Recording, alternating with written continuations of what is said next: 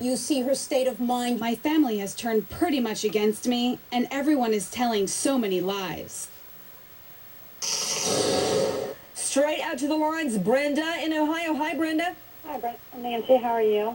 I'm good, dear. What's your question? The question I have is, if the father knew that this little girl was sick for 2 weeks, isn't that enough to arrest him for child endangerment or child neglect?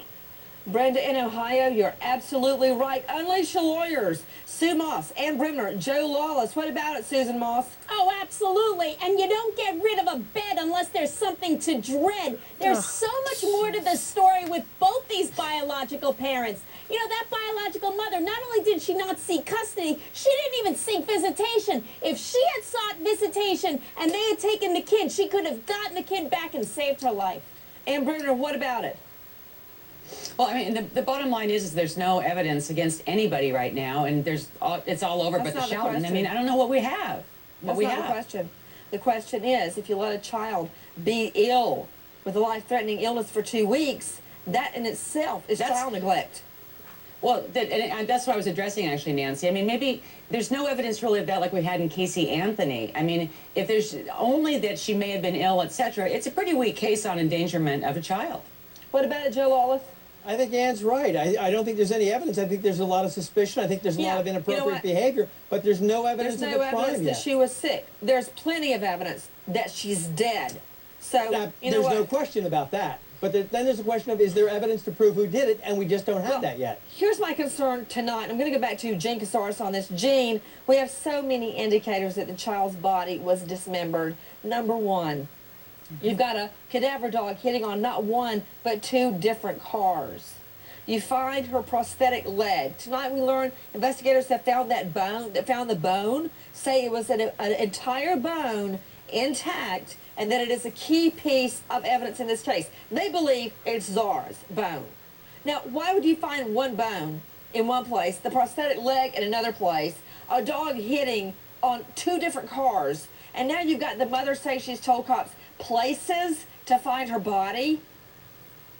Exactly. And that actually corroborates what she's saying. Not that she won't be charged, not that she's not involved, but remember, about 2 weeks ago, she went out in an SUV, reported with investigators to the location very close to where that prosthetic leg was found. And don't forget the extensive search in the backyard. That was where the fire was, and that was after she allegedly began helping authorities. We are switching gears and taking you across the country to you.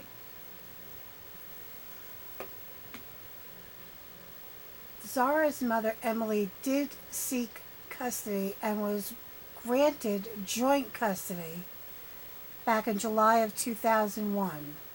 Emily had been posting on the internet some of the details. She received joint custody, but Zahra was to live with Adam. And Emily